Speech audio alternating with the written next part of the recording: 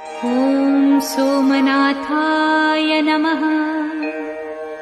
ॐ मल्लिकार्जुनाय नमः। ॐ महाकालेश्वराय नमः। ॐ ओंकारेश्वराय नमः। ॐ वैद्यनाथाय नमः। ॐ भीमशंकराय नमः। ॐ रामेश्वराय नमः। ॐ नागेश्वराय नमः।